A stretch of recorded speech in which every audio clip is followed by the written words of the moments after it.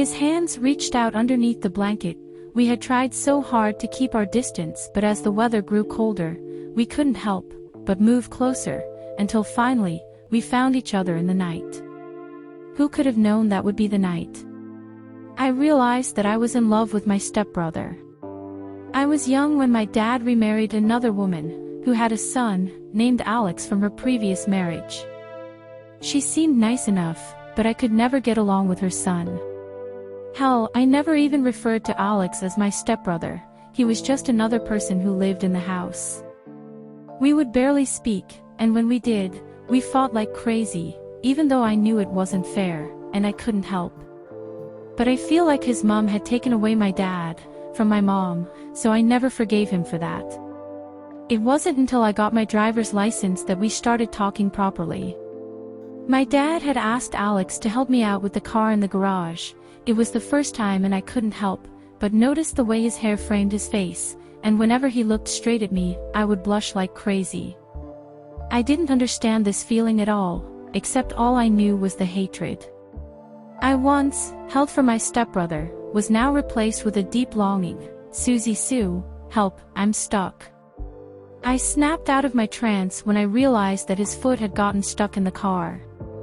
Oh no. Here, give me your hand. We quickly yanked his foot out. But before I could even say another word, he pulled me close to him. I couldn't help but freeze my heart. Felt like it was going to burst out of my chest. We stood there, for what felt like hours, when he slowly reached down and caressed my neck, causing my breath to hitch. I didn't know what came over me when I reached up for my stepbrother's lips. He quickly turned his face and backed away from me.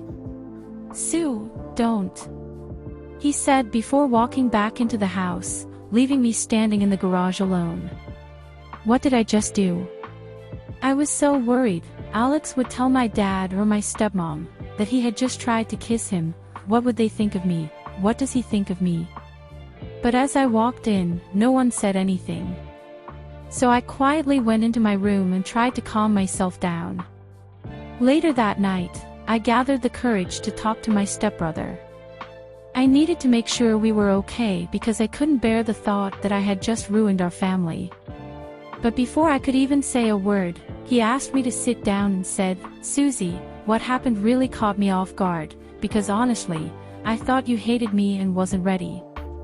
I'm so sorry, Dan. Then placed his hand on mine, while I stared at him, when he reached down and cupped my face, pulling me in for a hug. I wanted nothing more than to kiss him at that moment, but I didn't want to make a fool out of myself for the second time. After that night, our relationship went kind of dormant for a month. We would often steal looks from across the dinner table, but Alex would always make sure we were never alone together, and he spent a lot of time with his friends. I mean, we were step-siblings, for God's sake. I knew we could never act on how much we wanted each other. Still, I couldn't help but feel hurt from his distance. So I had no choice but to try and get rid of my feelings, and I was able to almost push them away until our yearly winter trip to France, to see my dad's family. My grandmother's house was a lot smaller than our house in the US, so my stepbrother and I were forced to share a room together. I tried to hide how nervous I was, but I could feel the blood rising on my cheeks. How would I survive a whole night alone with Alex? I thought my feelings were finally gone, but they had only grown stronger. That night, I'd laid there trying to calm my nerves. I could feel Alex's soft breath next to me. I wondered what he was thinking about, and if he ever thought about me. But the silence kept getting up until finally, I felt Alex get up and move right next to me without saying a word. He caressed my cheek. I couldn't help myself and pulled him to me. We finally had some privacy and were able to express how we felt. Alex, I love you. I love you so much. I know this is wrong, but I can't stop how I feel. Before I could say another word, Alex kissed me passionately. It was utter bliss. We explored each other for hours, and I never wanted this night to end. Until I locked eyes with my dad standing in the doorway. What are you guys doing?" Dad spoke, "Stop, stop, Alex." And I jumped apart.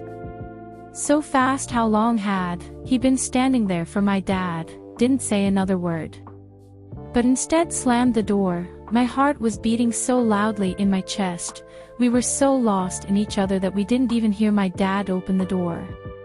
I knew one of the worst conversations in my life would take place soon.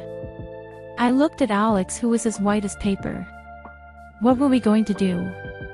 What would our parents think? I couldn't even imagine what they were going to say, but I knew it was going to be bad.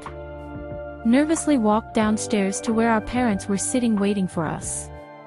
Dad spoke, "I will stop both of you. Sit down. How long has this been going on?" Alex said, "I know this is unconventional, and how disappointed you must be in me, but I'm in love with Susie and I have been for a long time. I know we are step-siblings, but I've never seen her that way. Please, please understand. And you, Susie, why would you do this to us?" "I love him, Dad. I love him more than I have ever loved anyone in my life. I've tried everything to stop how I am feeling, but I can't. Susie, can you and Alex please leave us alone for a moment? I need to speak with your father." After my stepmom said that, Alex and I left the room. I could feel my heart in my stomach and the fear was building in me. It felt like a lifetime, waiting at the front door, and just as the fear was about to eat me up, Alex's hand reached out and softly touched mine. "Susie, no matter what happens, know that I truly love you." Choking back on my tears, I whispered back, "I love you too, more than anything." But before we could say anything else, my stepmom opened the door and pulled Alex in for a hug.